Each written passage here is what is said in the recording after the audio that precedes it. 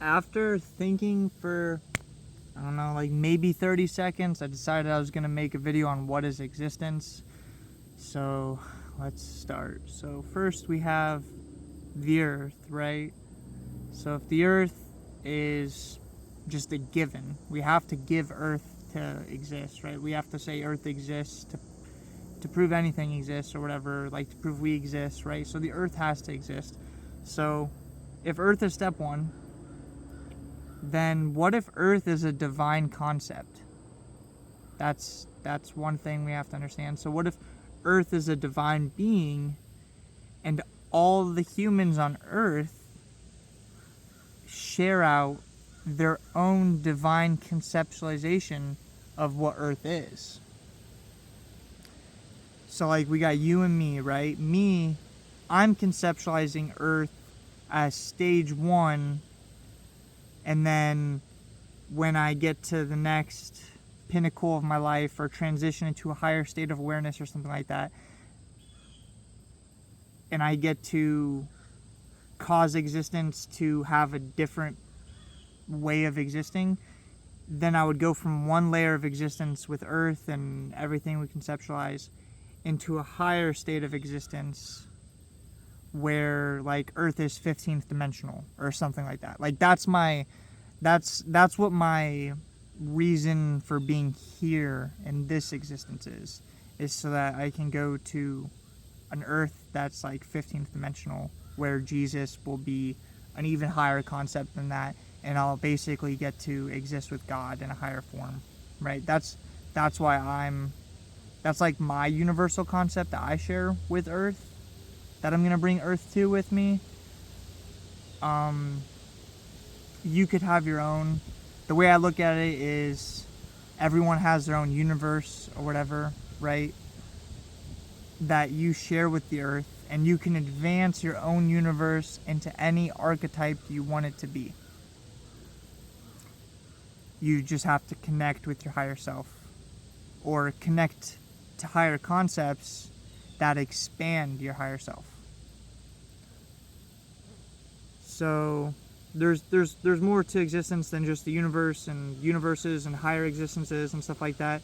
There's also realms and density and dimensions. So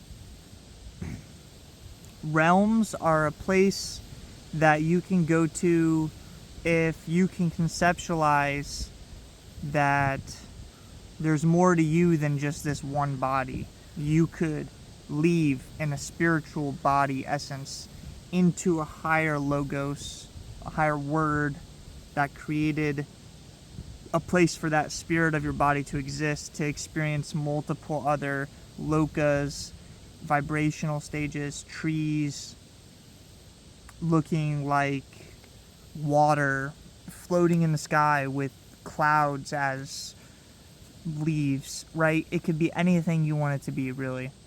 So that's realms and realities, right? And the cool part is anything you ever think about or hear about, so that concept I just talked about there, that exists for you now. If you ever wanted to have yourself experience that and be in that state with one of those things, you could be there. And like, what if it's like a forest of trees and you're just running through, touching water while you run by and stuff? I don't know. It could be anything you want, you know? The clouds are touching your hair when you're running through and stuff. That'd be pretty cool. So realms are places where your mind creates a reality. So dreams are also realms, or they create realms, or they're accesses of realms that you're interacting with while you're sleeping. So dreams are like the fifth dimension. So if the third dimension is what scientists or whatever people say it is, right? It's just all of this, which I don't agree with. But then the fourth dimension is time or space-time or whatever. And then the fifth dimension has to be something beyond space and time. Well, dreams, they say that the dream you remember is like 2 seconds before you wake up. That's definitely beyond time. That's beyond time. You're telling me you went through like 5 different dreams and then woke up and you don't know when the dream occurred, anything like that. That means there's no recollection of time, which means time doesn't exist for you, which means you were beyond time because you couldn't recollect when the dream happened. I guarantee if we recorded you sleeping, you still wouldn't have known when the dream occurred. We don't even know if we're actually like having dreams or if that's just us going into a new reality. And that's another fifth dimensional thing. Anything that takes you from this 3D experience into a new experience, it doesn't have to be 3D, it doesn't have to be 4D, it doesn't have to be 2D or anything like that. It could be infinity D, and we go there. That's fifth dimensional, okay? Fifth dimensional just means you have access to a different realm outside of other realms. That's what the fifth dimension is. So is Earth fifth dimensional? Obviously, like we said, it connects all of your universes together within itself. Connects me to it with my universe and you with yours, okay? So we're all just existing to exist with Earth so that we can bring Earth into a higher denotation of existence. I don't remember what like the 6th and 7th dimension were when I was trying to argue with science to figure out higher dimensions. So I'd have to come back with that later or in a different video or something.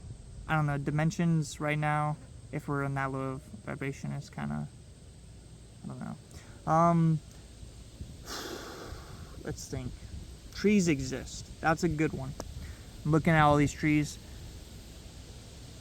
What is causing the tree to absorb water and bring it up if the tree doesn't have awareness? If you're saying that trees aren't conscious, or that rocks aren't conscious, or that the only thing conscious is humans, then you're not being true to who you are, because consciousness is probably just something that exists with our Earth.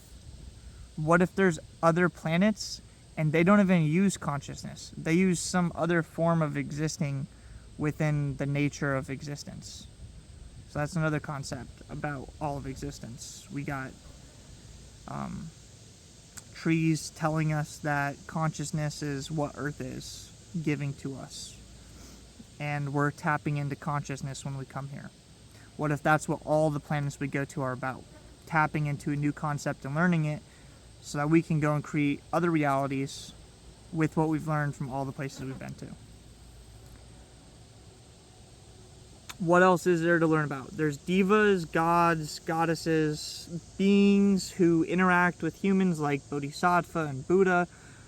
There's enlightened warriors who basically just want to see the end of all existences and try and figure out how to connect them all into a new existence where nothing ends and it's all the heavenly experiences of all those existences. All these concepts could exist. There's more concepts that could exist. There's concepts like philosophy. All the stuff you learn about philosophy.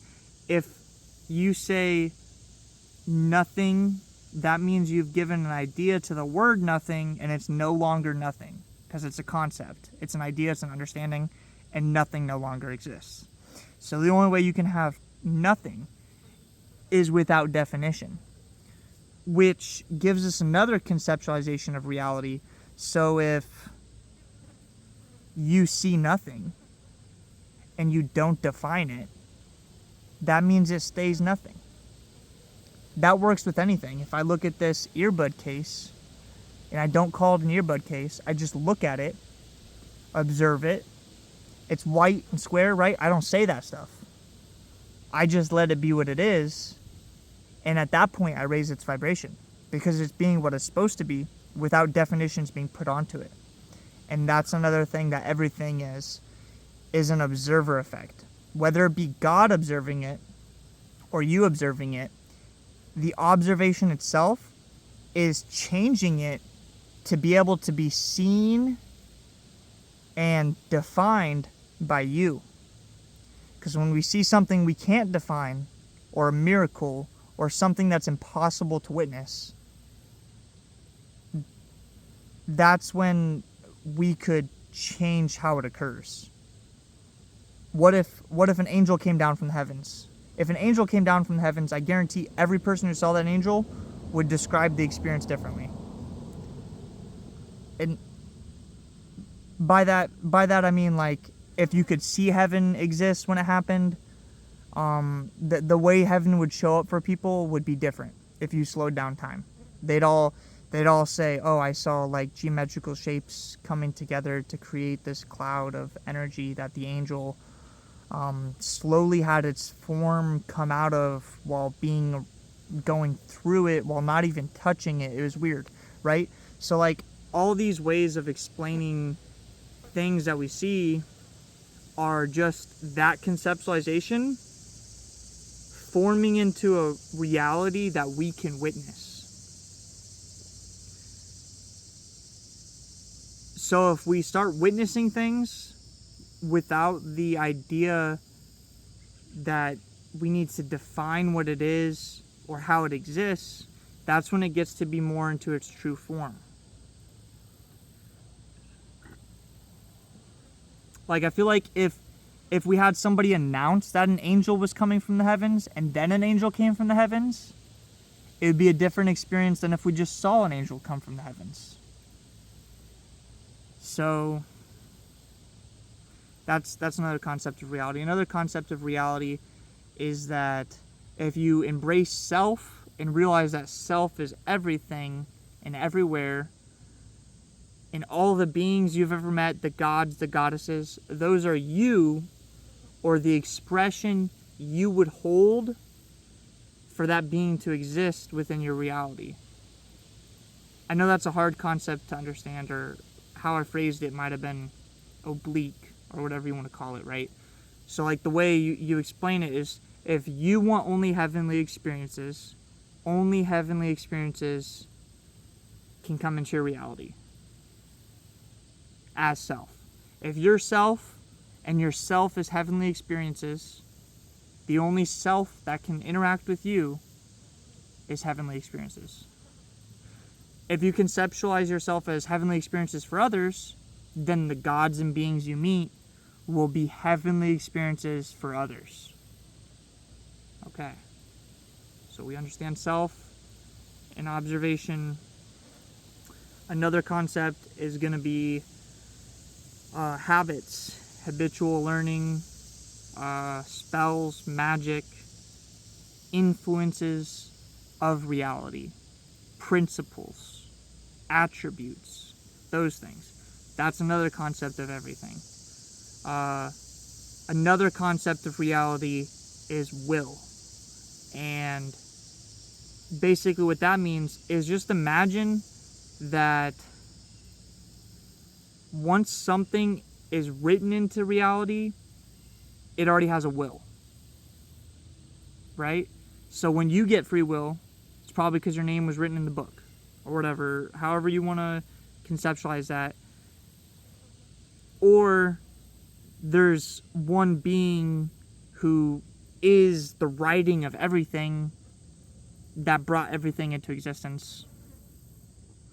And that being is shaping the way we interact with will and source and connection and how we connect to everything.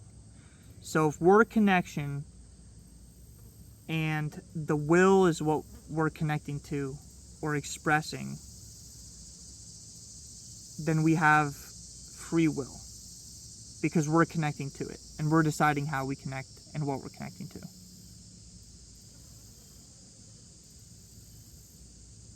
Cosmos, multiverse, spirit that engulfs them, the spirit that engulfs them, the Christian God, right, is the God of gods. Outside of him is existences that don't exist. The way to conceptualize this is another concept that exists, that's part of everything, and it's like comic books, basically. Imagine you're a being who can live lives of superheroes who were written down in comic books, and you bring those beings to life, to exist, to feel you be with them and be them truly, and you follow and connect to their will and be them and do stuff with them. And you be the truest you would be as them. Like, if you're Superman, you're going to be a different Superman than the actual Superman, or me, or your mom, or anyone. So, I would say, be aware of the idea that nothing is impossible. Only impossible within the reality you may exist in. That doesn't mean you can't leave that reality. But what if the only reality you have within you is the reality that's within others, and you're all just connecting differently?